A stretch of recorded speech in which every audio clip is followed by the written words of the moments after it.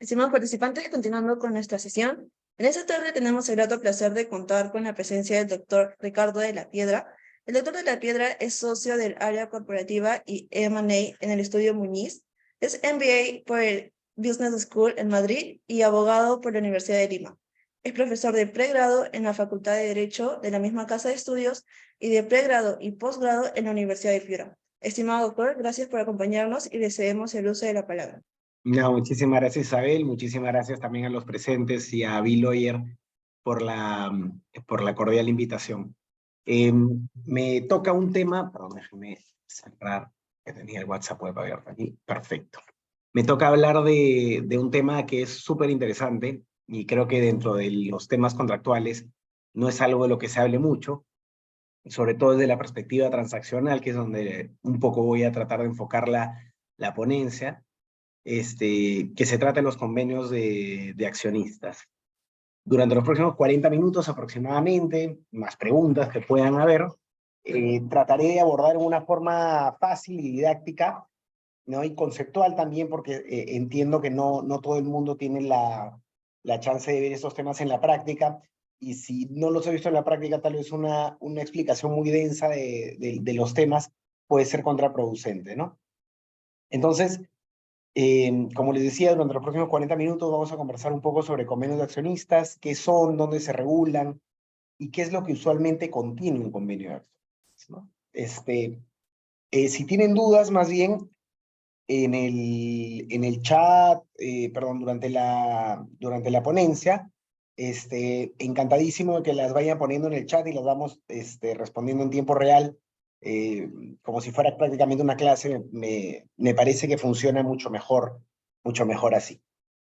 Bueno, ¿qué es un convenio de accionistas? ¿No? Y en el marco de un seminario contractual, además, ¿no? Evidentemente, un convenio de accionistas es un contrato, pero ¿entre quiénes se da este contrato? No es un contrato cualquiera, ¿no? Un convenio de accionistas es un acuerdo que se da sobre aspectos relacionados al manejo de una organización, de una sociedad. Ya, esa es la premisa, ¿no? Entonces, vamos aterrizando el concepto.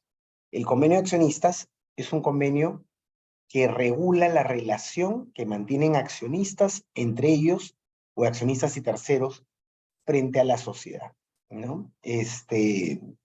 ¿Cómo surgen usualmente estos convenios, ¿no? ¿Y por qué celebraríamos un convenio de accionistas si ya tenemos un estatuto? Eso lo vamos a ver a lo largo de la exposición, ¿no? ¿Cómo surgen? Dos formas principales. Arrancamos con la B, que es la forma más fácil, ¿no? Proceso de M&A, procesos de fusiones y adquisiciones, ¿no? Cuando hay alguna transacción que no es por el 100% de una empresa, ¿no?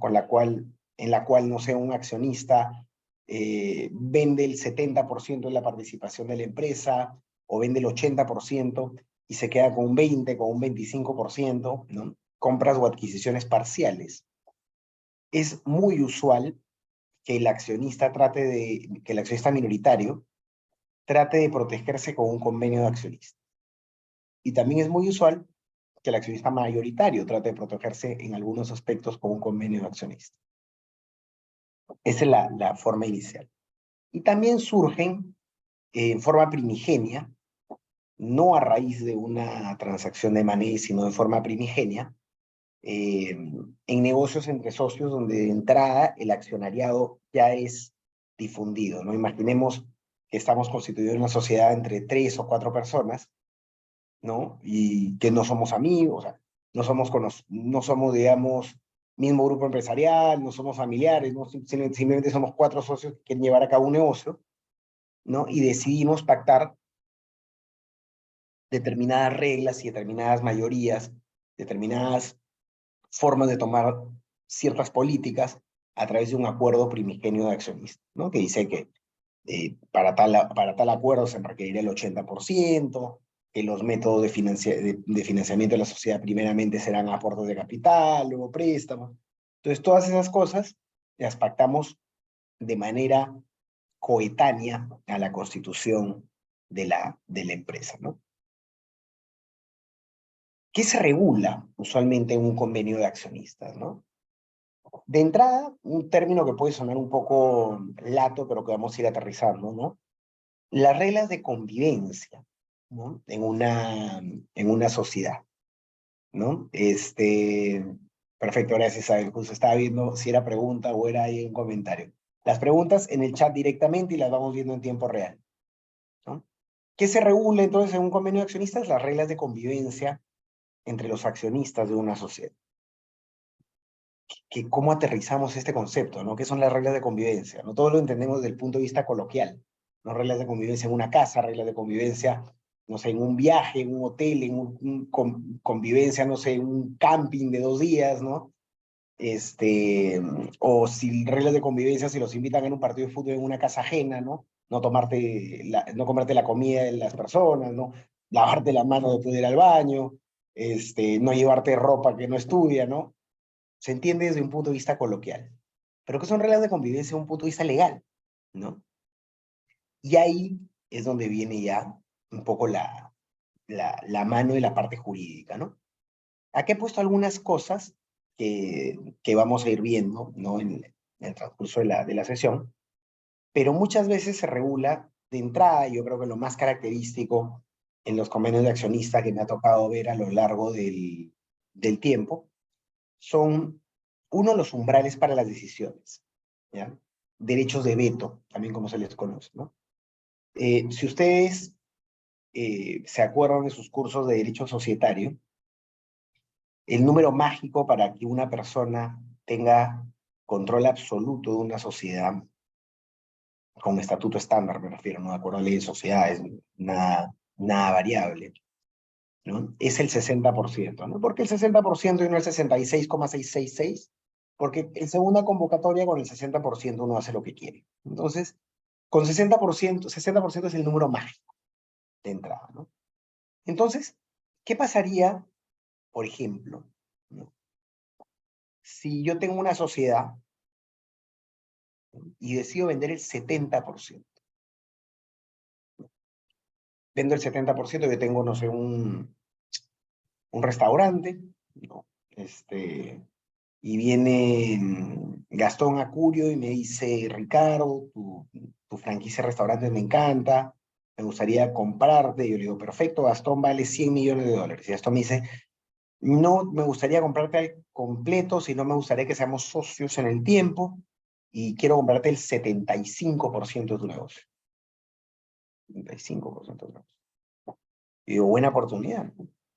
Pactamos precio, pactamos una serie de cosas, pero dense cuenta que ni bien yo vende el 75% y me desprende el 75% de mi accionariado, Gastón Acurio tiene pleno control, o el grupo Acurio tiene pleno control sobre la sociedad, ¿no? Podrían decir un día: oye, aumento de capital, ¿no? Y yo: oye, no tengo para aportar. Uy, bueno, sometamos la junta, dice, ¿no? Todavía. Y en junta con su 75, él es quórum y él es mayoría, ¿no? Aumenta el capital. Yo no suscribo, me diluyo, me licúo, ¿no? Entonces, yo que me quedo con el 25% de mi sociedad, ¿voy a querer diluirme? No, voy a querer mantener eso, ¿no? Entonces, ¿qué pongo en un convenio de accionistas? Oye, para la toma de acuerdos calificados de la sociedad, ¿no? Fusiones, escisiones, reorganizaciones, disolución y liquidación de la sociedad, aumento de capital, reducción de capital, o cualquier modificación del estatuto. Si bien es cierto, Gastón, ustedes tienen el 75% y según ley de sociedades podrían hacer todo, por convenio de accionistas vamos a decir que para esa toma de acuerdos, ¿no? Se requiere, y ahí se ve cómo se pacta, ¿no? Se requiere necesariamente el 80%, con lo cual yo estoy cubierto, o se dice: se requería el voto del accionista tal, con lo cual estoy cubierto, o se requería el voto de las acciones clase tal, que podríamos crearlas para que yo sea el titular de esas acciones, ¿no? Y así se requiere mi voto. ¿Qué estoy haciendo finalmente? Muy sofisticado lo he contado. ¿Qué estoy haciendo? Estoy vetando. Estoy haciendo veto. Ese acuerdo no va si yo no estoy de acuerdo. Y si no me lo aceptas, entonces no hay compra-venta. Entonces, ese tipo de cosas se regulan. Se regulan también las reglas para la elección de administradores, ¿no? Imaginemos en otro negocio que yo tenga el, no sé, 35% y él el 65%, o sea, no estamos tan alejados. ¿no? Y decimos, oye, el gerente general lo nombra el grupo Acurio, pero en el directorio yo siempre tengo que tener al menos 2 miembros. Si son 5, 2 miembros míos. Si son 6, 3 miembros míos. Si son 7, 3. Si son 8, 4, ¿no? Entonces, me trato de asegurar sitios en el directorio, ¿no? O digo, quiero tener la gerencia financiera, ¿no? Si soy minoritario, como no voy a estar en el día a día, y encima no voy a nombrar al gerente general, ¿qué digo? Quiero tener unos ojos de confianza en la sociedad. Entonces, si bien es cierto, no soy mayoritario, se dice, oye, el socio minoritario nombrará al gerente financiero o nombrará al gerente de operaciones, ¿no? ¿Qué estoy haciendo? Cuidándome para la elección de administradores. Acuerdos sobre el manejo de la compañía, ¿no? Plan de negocios, presupuestos anuales, ¿no? Y mayorías para modificar esos presupuestos anuales. Entonces, una serie de cosas.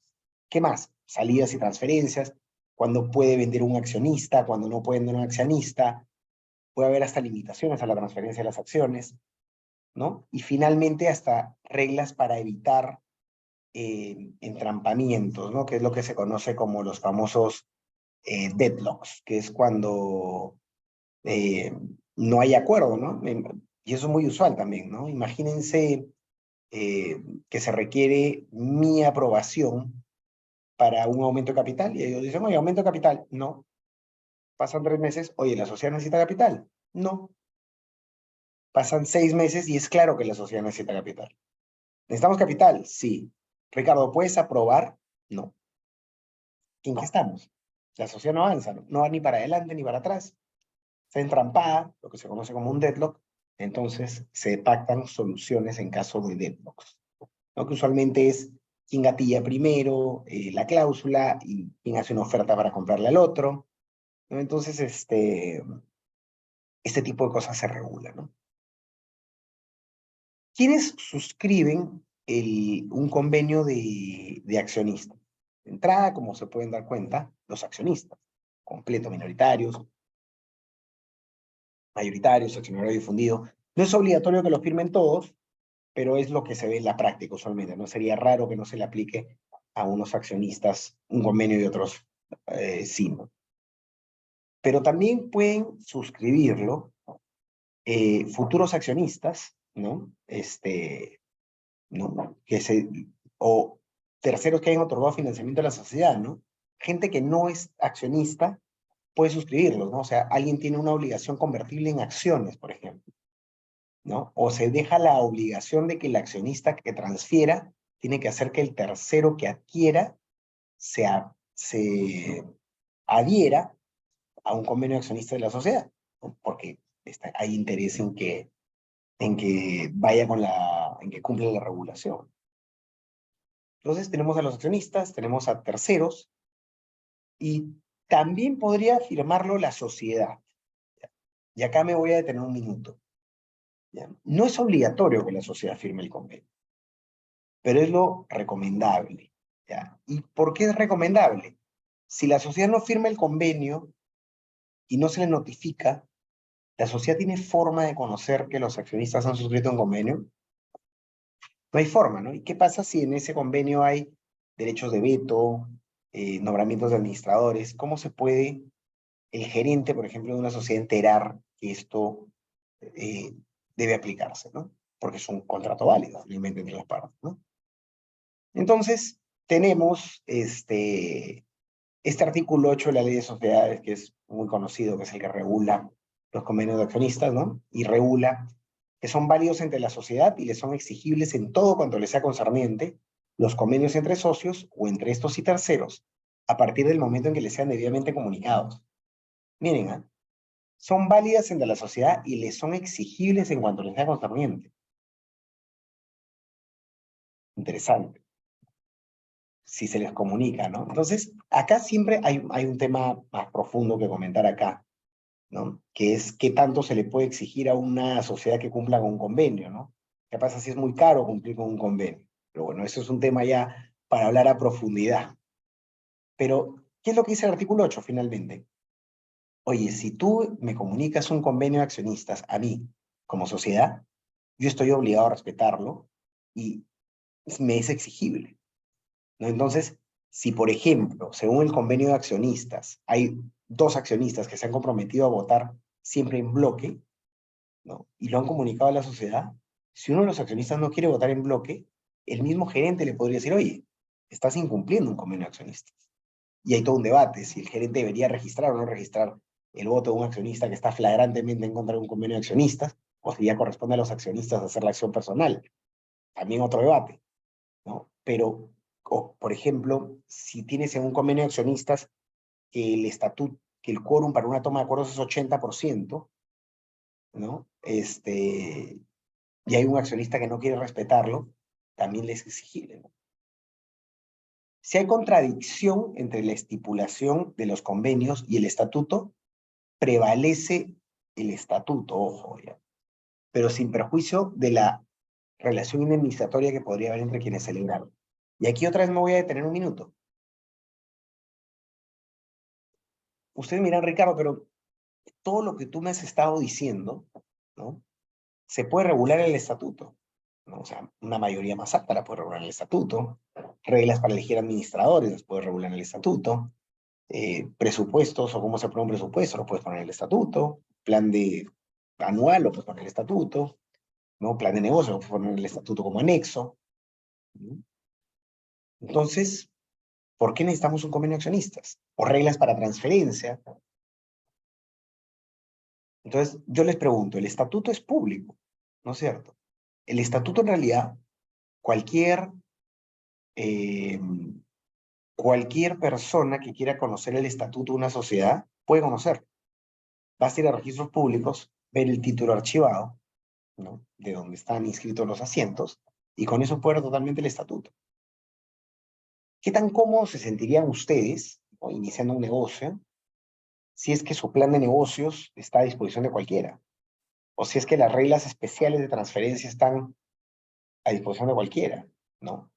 En estos convenios de accionistas incluso se pactan a veces precios mínimos de compra de acciones con derecho de preferencia, o derechos de arrastre, o derechos de acompañamiento, que tienen precios incluso ya pactados, 6 veces el EBITDA, mínimamente 10 millones de dólares, ¿no?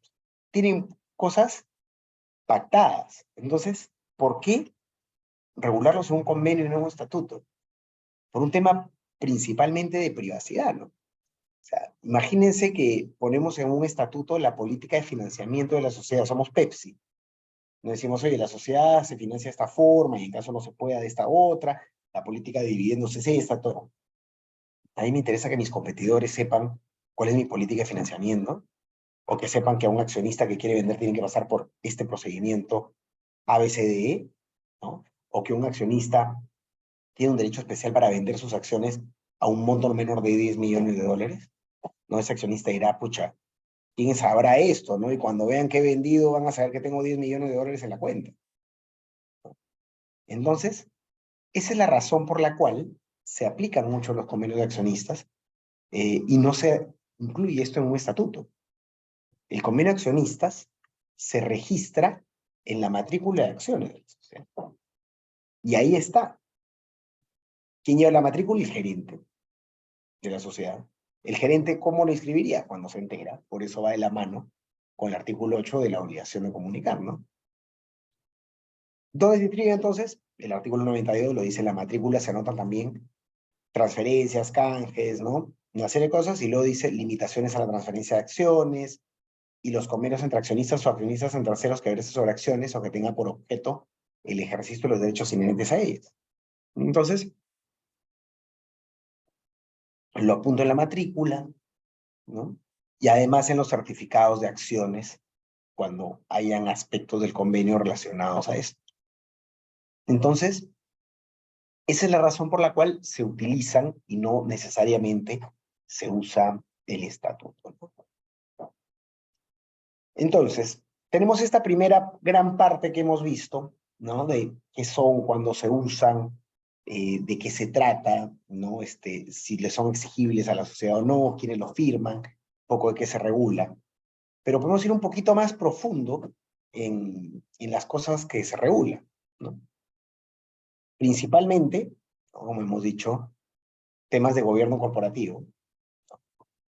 ¿Qué significa eso? Reglas sobre cómo se nombra a CEOs, CFOs, ¿no? Gerentes generales, gerentes financieros, otras clases de gerentes, qué facultades tienen, qué pueden hacer, qué no pueden hacer, ¿no? Incluso autorizaciones internas que uno no quiere tal vez que un tercero se entere sobre el manejo de la sociedad, no sobre el teje y maneje de la sociedad. Quórums y mayorías. Quórums y mayorías es usual que se repliquen en el estatuto. Hay algunas cosas que se tratan de replicar en el estatuto, pero que no es obligatorio hacerlo. Entonces, como les digo, si quieren derechos de veto o supermayorías, como también se le llama, ¿no? Se regulan en los convenios de accionistas. Usualmente, mayorías calificadas, no pónganse a pensar en un ejemplo clásico, ¿no? Un ejemplo así clásico de estos de sociedades, ¿no? Y acaba de pasar hace poquito, hemos tenido un caso en el estudio, ¿no? Y imaginemos que ustedes son los dueños de WOM, ¿no? Y viene Cencosud a comprarlos.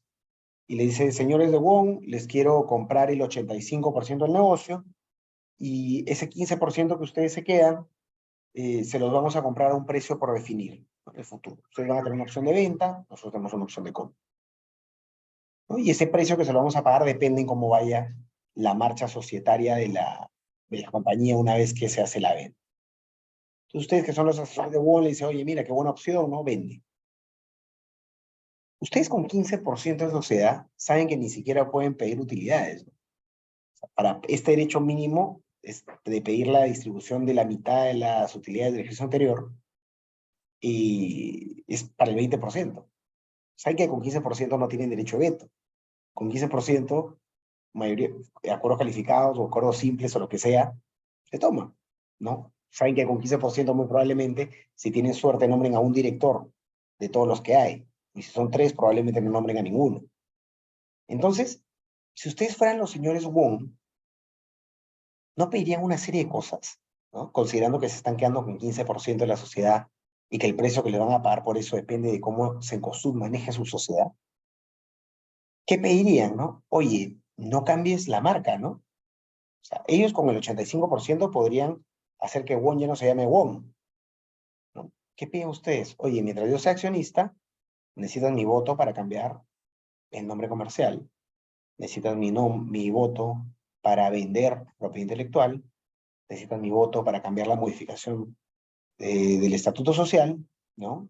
Para aumentar el capital, porque no quiero que me licúes, para disolver la sociedad, porque no quiero que disuelvas y te vayas y me dejes colgado con un 15%, ¿no? Para escindir la sociedad, porque no quiero que escindas activos importantes que pueden servir para el negocio y que me afectan directamente porque voy a recibir precio en base a eso, ¿no?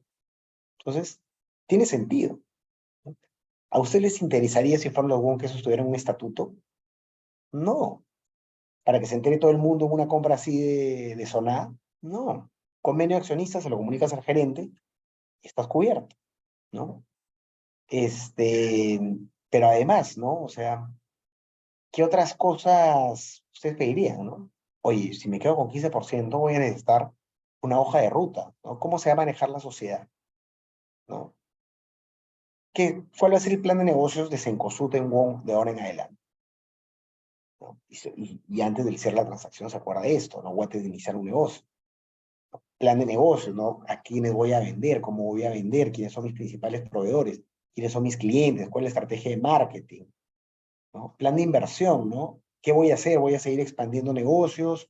¿Voy a cerrar negocios? ¿Voy a invertir en una nueva cadena de producción para marcas propias?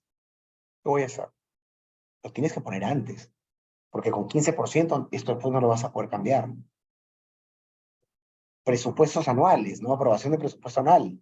Apruebas el presupuesto antes de vender y luego dices, oye, si el presupuesto se desvía más de 20% de esto que estamos aprobando en un año, necesitas mi aprobación. Y si se dan cuenta, esto es toda una negociación. Porque el mayoritario, ¿qué va a decir? El mayoritario va a decir, oye, yo soy el dueño del 85%, no me digas qué hacer, ¿no? Y Gon va a decir, oye, tengo 15%, tengo un legítimo interés en esta sociedad. Entonces, es súper interesante esas idas y vueltas en la negociación, que se pacta muy seguido también. Restricciones y limitaciones a las transferencias de acciones. Este es el artículo de la ley de sociedades que se lo deben conocer, ¿no? Que se pueden pactar las limitaciones a la transferencia, ¿no? Con un plazo máximo de 10 años renovable, ¿no? Y aquí se habla, ¿no? Las limitaciones a la libre transmisibilidad son una observancia obligatoria para la sociedad cuando esté contempladas en el pacto social o en el estatuto, que es lo estándar, que es lo que han visto en la práctica siempre, o se originen en convenios entre accionistas o entre accionistas y terceros que hayan sido notificados, otra vez la notificación. ¿Qué tipo de limitaciones se pueden pactar? Hay una inicial, que es la que se conoce como el lockdown, ¿ya? Que es la prohibición absoluta de transferir durante un periodo, ¿no? Imaginemos pues que en el ejemplo de los won, ¿no? Compras en Gosut y ¿qué dicen los won? Oye, si tú me tienes que pagar plata por mi 15% después, en máximo 2 años, no sea gracioso, tú tampoco puedes transferir tus acciones durante 2 años, ¿no? Y pactas una limitación a la transferencia. Dices, oye, Cencosud no puede transferir durante 2 años sus acciones a nadie, ¿no? Un lockdown de la empresa. Entonces, eso se pacta mucho. Pero ¿qué más se pacta? Hay unos derechos, sobre todo en las ventas y en las adquisiciones, que se pactan mucho porque usualmente cuando tú tienes accionistas minoritarios, mayoritarios, grupos empresariales metidos, uno trata de cuidar siempre su inversión, ¿no? Entonces no quieres que estén entrando terceros, quieres supervisar quiénes están viendo lo que pasa con la empresa, quieres supervisar quién te puede hacer un due diligence de venta, ¿no? Entonces se pactan algunos derechos adicionales. El primero, que siempre se pacta, vamos a arrancar con ese, y que lo conocen, es el derecho a adquisición preferente, ¿no? O el right of first refusal, como también se le conoce, ¿no? Que tiene un funcionamiento que también me imagino que ustedes conocen, ¿no? El accionista que quiere vender sus acciones, ¿no? Y que recibe una oferta, antes de poder venderle al tercero que le ha hecho esta oferta, tiene la obligación de comunicarle a la sociedad que ha recibido la oferta de Perico Los Palotes para comprar X% de acciones a X% de precio, con X condiciones de pago, ¿no? Y en estas características, ¿no? Y que estás interesado en vender. Y que tú estás comunicando para que cualquiera de los accionistas de la sociedad, o sea, todos o al menos uno de ellos, o cualquiera, ejerza su derecho de adquisición preferente para evitar que entre un tercero ajeno a la sociedad. Si lo ejercen, evidentemente lo tienen que ejercer en los mismos términos y condiciones, y si ninguno lo ejerce, puede, puede estar autorizado para la venta, ¿no? Entonces, esto es usual, está en todos los estatutos, pero usualmente se pueden pactar cosas más complejas en un convenio de accionistas, ¿no? Precios mínimos al que se puede vender, ¿no? Cláusulas un poco más agresivas, ¿no? O incluso o más agresivas para la venta o más agresivas para la no venta. Va a depender mucho del manejo que quiera tener la sociedad, ¿no? Este es el right of first refusal, ¿no? Te llega una oferta, comunicas a la sociedad para que los accionistas que estén interesados compren antes de que entre un tercero. Es muy simple. El que no sé si todos han escuchado es el derecho de primera oferta, el ROFO, el famoso ROFO. Usualmente no se ve tanto en la práctica porque no está regulado en la ley de sociedades, ¿no? El right of first offer, ¿ya? ¿Cómo funciona un right of first offer? El derecho de primera oferta es más agresivo que un derecho de adquisición preferente. El derecho de primera oferta lo que dice es, oye, si un accionista quiere vender, no tiene que esperar a tener una oferta de un tercero para recién comunicarse a la sociedad.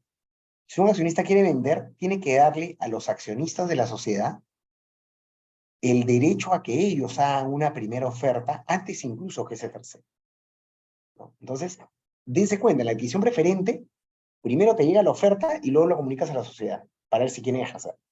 El de primera oferta no tiene ni siquiera la oferta. Se te ocurre, quiero vender, y ya tienes la obligación de ofrecerla primero a los accionistas de la sociedad, ¿no? Y les dices a ellos, quiero vender estas acciones a $1.000.000, que me paguen al contado y en 15 días más. Si ellos no ejercen, recién ahí puedes ofrecérsela a terceros. O sea, es al revés, pero es más agresivo, ¿no? Porque ni siquiera tienes que tener la oferta. Vas nomás y luego, si no la quieren comprar, puedes venderla a terceros, pero se tiene que acreditar que al tercero se lo vendes en los mismos términos y condiciones que le ofreciste a la sociedad, ¿no? Lo usual es que se pacte uno de dos, es raro ver los dos, ¿no? Porque imagínense que pactes un derecho primera oferta en la práctica, ¿no? Y que te diga, oye, quiero vender a 100. Ya, no, no te quiero comprar a 100. Entonces se lo ofreces al tercero. El tercero te dice ok, y ahí se gatilla otro derecho, ¿no? Ya me ha dicho ok, entonces vuelves a ofrecer lo mismo, y luego si no ejerces recién puede vender. Entonces, lo usual es que se pacte uno de dos. ¿Qué más tenemos? ¿No? Los famosos derechos de tag-along y drag-along, ¿no? Que es conocido como el derecho de acompañamiento, el tag-along, o el derecho de arrastre, el drag-along. No sé si alguno de ustedes lo escuchó en la práctica, pero es el derecho a acompañar a alguien en la venta o a obligar a alguien a vender contigo. Entonces, otra vez, imaginemos en este ejemplo de Wong que me parece que aplica para todo lo que estamos tratando de hacer. ¿Qué pasa si Cencosud adquiere el 85% de la sociedad, ¿no? Y pactamos una limitación de 2 años y sabemos que en el tiempo eventualmente alguien podría incluso comprar las acciones de Cencosud en Wong, ¿no? Entonces los Wong dicen, oye, yo le vendo a Cencosud, ¿qué pasa si después, no sé, viene una empresa X, un fondo de inversión o una empresa lo que sea, y le quiere comprar a Cencosud a un buen precio? A mí me gustaría tener el derecho de vender con ellos, porque yo no me voy a quedar con el 15% en una sociedad con un accionista nuevo que no conozco. Entonces, eso es lo que se conoce como el derecho de tag along. Tag es, me agarro, ¿no? ¿Quién lo solicita usualmente? El minoritario. ¿En qué momento se ejerce? Cuando el mayoritario recibe una oferta para la venta y dice, oye, ha venido esta oferta para la venta de la empresa ABC que quiere pagar 500 millones de dólares por la compañía, y yo tengo el 90% de la compañía, con lo cual a mí me van a pagar de esos 500, 450. Tú que tienes el 10 dices, me tagueo, ¿no? Yo quiero 50 millones.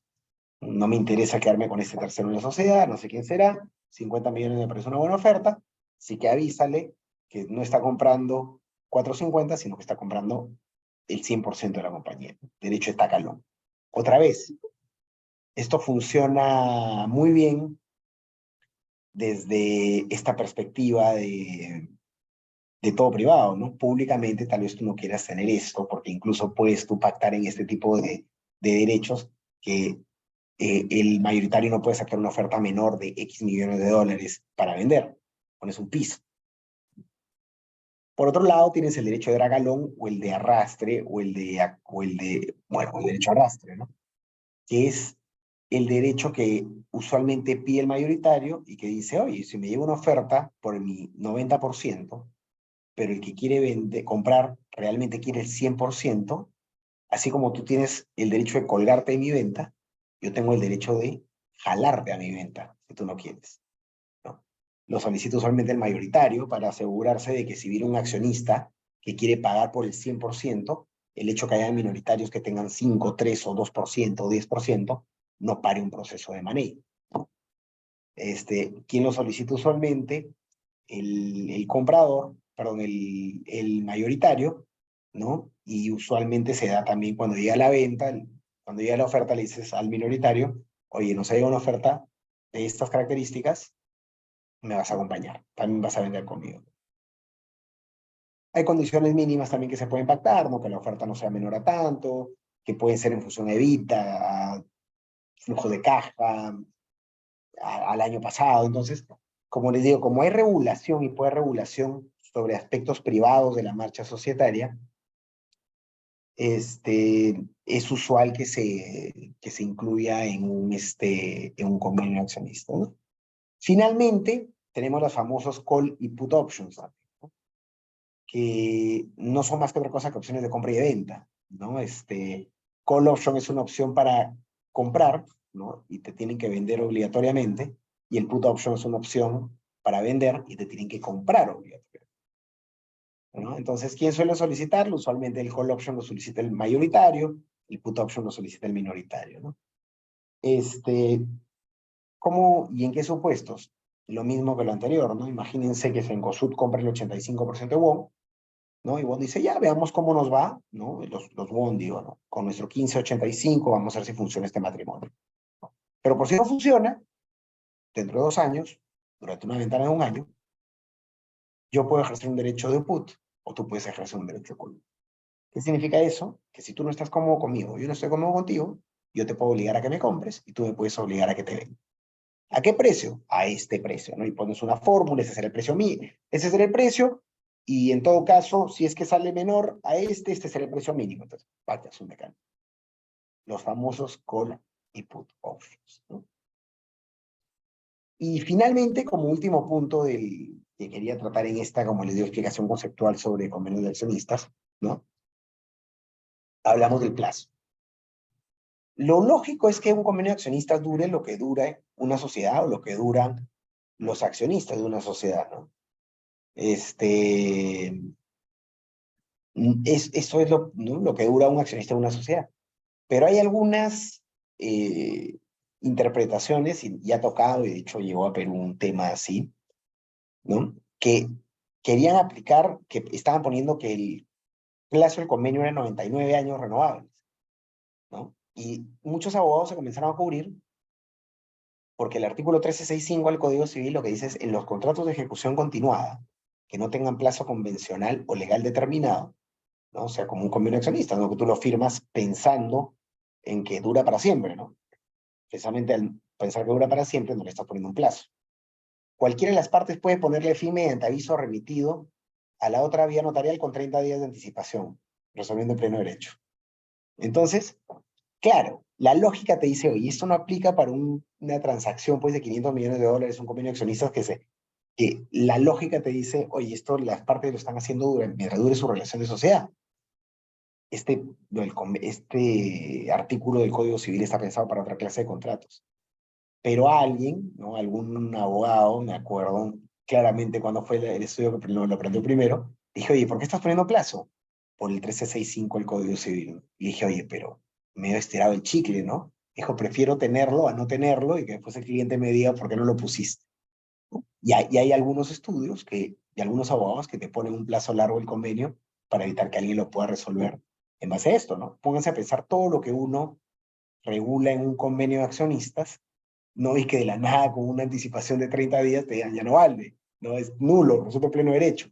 Pónganse a pensar en este ejemplo de los BOM, ¿no? Que venden y hacen toda una negociación para quedarse con el 15% y estar cubiertos, ¿no? De abusos de las mayorías, teniendo un derecho de salida, ¿no? Un tacalón, ¿no? Y de pronto los Encosud, ¿no? Oye, por si acaso te acabo de mandar una carta en 30 días, esto queda sin efecto, así que tengo mayoría de la sociedad de acuerdo a la ley de sociedad. Entonces, no es la lógica, pero es algo que siempre menciono cuando trato convenios de accionistas. Y hasta ahí la exposición. Creo que he hecho 40 minutos casi que exactos, Isabel. No sé si hay alguna duda de los presentes o de alguien del equipo de Biloyer. También encantado de taclearla ahora. Muchas gracias, doctor, por su grata ponencia. Y bueno, al respecto se formula una pregunta al interno, se la leo. Dice, doctor, sobre su regulación de los convenios societarios, ¿considera que debe tomarse aspectos del derecho comparado o la legislación actual es suficiente? A mí me gusta la legislación actual porque es prácticamente la del derecho comparado, que no regula nada. Es una regulación tipo common law, ¿no? O sea, si bien es cierto, la ley de sociedades viene copiada un poco del derecho español, la regulación que hay sobre convenios societarios es muy chiquita en la ley de sociedades. No ha habido mucha regulación, y así es usualmente como se regula el common law, con mucha libertad para las partes. Entonces, en verdad, en un convenio de accionistas uno puede pactar una serie de cosas, y si bien te dice, oye, prevalece la ley de sociedades, muchas veces, por americanizar las cosas, se pactan cosas en contra de la ley de sociedades, y que si bien es cierto, no son aplicables, te gatillan la responsabilidad. O sea, te dicen, por el artículo 8 lo que te dice es, oye, prima la ley de sociedades sin perjuicio de la relación entre las partes, ¿no? Entonces, la regulación actual para mí, a mí me viene muy bien en la parte transaccional. Excelente, doctor. Muchísimas gracias por su respuesta y de parte del equipo Bill Lawyer le extendemos nuestro agradecimiento por su tiempo y su grata ponencia y esperamos seguir contando con usted en próximos eventos académicos y que tenga una buena semana y felices fiestas. Sí, encantadísimo. Gracias. Gracias a todos por la atención también. Que esté muy bien. Felices fiestas. Buena semana.